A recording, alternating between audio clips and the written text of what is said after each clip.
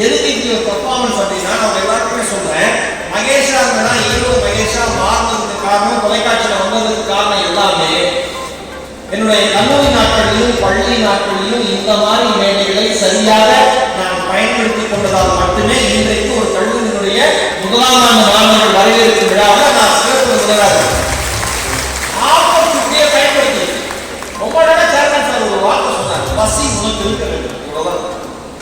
அருமையா இது நீங்க இந்த யூஜி முடிச்சு போறது 3 வருஷம் உங்க மனசுல வச்சுக்கலாம், இதயத்துடைய ஆழத்தை போட்டு வச்சுக்கலாம்.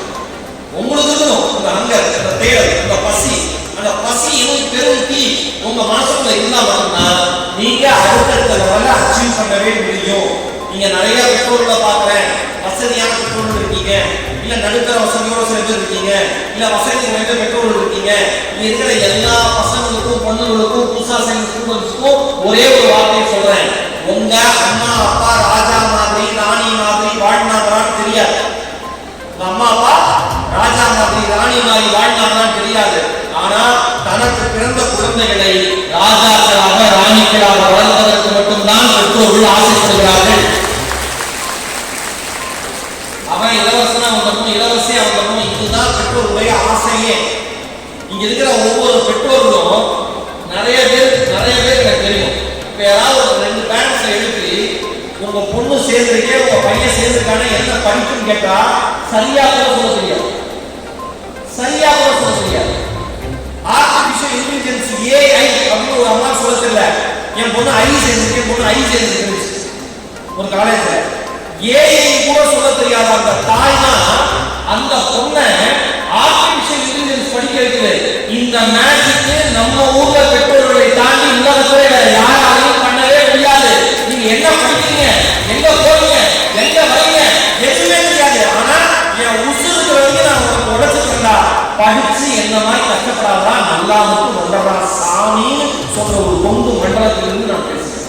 குழந்தைகள் சாமி மட்டும் ஏன் இந்த வார்த்தையை சொல்றாங்க? அடுத்த தலைமுறை, இனி வருகிற தலைமுறைக்கான பார்வையை தெளிவாக கண்டுக்கிறான். ஒன்னா பார்த்து அடுத்த குடும்ப அளவு வாழ்ந்து காட்டணும், அதனால சாமிக்கிறான். இதுதான் இந்த கொங்கு மண்டலத்தினுடைய மாபெரும் சிறப்பு.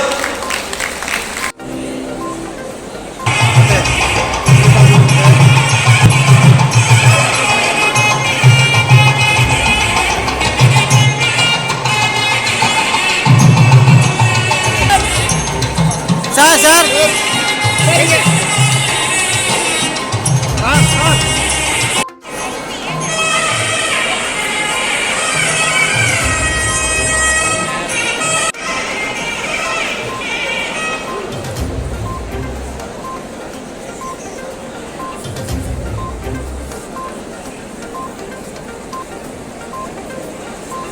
Thank you.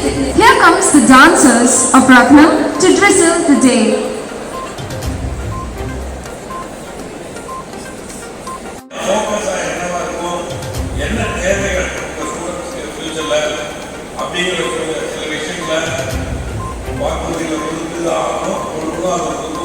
போய் சேரணும். அதனால கொஞ்சம் டைம் எடுத்து பண்ணுவோம்.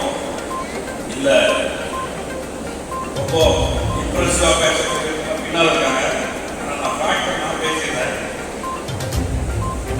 இதில் ரத்னம் நீங்கள் வீடியோஸ் பார்த்த மாதிரி நான் கொஞ்ச நாள் அப்புறம் இருந்தேன். ப்ளஸ் வந்தபோது இந்த இண்டஸ்ட்ரி ஐடி பார்த்து ரிசர்ச்சு ப்ளஸ் இன்ஸ்டிடியூஷன் அப்புறம் லிவிங் மூணு கலந்து பட்டமகன் போல் எரி நோக்கி என்னிருக்கும்